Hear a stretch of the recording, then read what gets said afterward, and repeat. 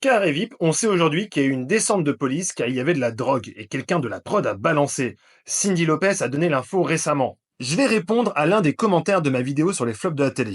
Alors oui, en effet, il y a eu plusieurs anciens candidats qui ont évoqué de la drogue dans l'émission. Chez Jordan Deluxe, Cindy Lopez a en effet évoqué la présence présumée de drogue. Giuseppe avait été plus loin en disant qu'il y avait de la cocaïne un peu partout dans leur villa, et même Zarco, ancien candidat de Secret Story, avait assuré que Carré VIP s'était arrêté sur TF1 uniquement à cause de la présence de drogue. Alors déjà, il faut prendre ces infos avec des pincettes. Ces personnalités de télé-réalité ont dévoilé ces informations-là bien après la diffusion de l'émission. On peut se demander s'ils ne l'ont pas fait pour le buzz.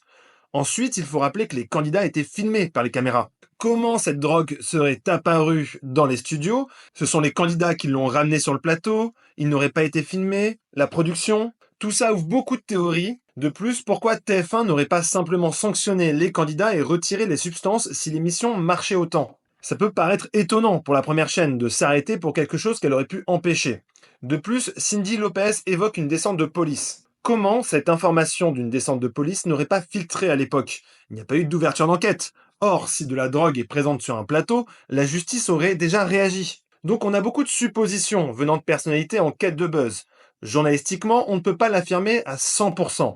En revanche, on sait que le CSA était intervenu pour les propos très vulgaires tenus à l'antenne. Indigné par le contenu de l'émission, Michel Cotta, à l'époque membre du comité d'éthique d'Endemol, producteur de Carré VIP, avait même démissionné juste après le lancement de l'émission. Ensuite, ce qu'on sait, c'est qu'entre les deux primes, l'audience était divisée par deux. Et entre les pressions du CSA, le départ de Michel Cotta et les audiences qui dévissent d'un numéro à l'autre, TF1 a fait arrêter le programme dans le cadre de la loi, en accord avec les règles du régulateur. Donc, jusqu'à preuve du contraire, dans les faits, Carré VIP s'est arrêté en raison de sa chute d'audience.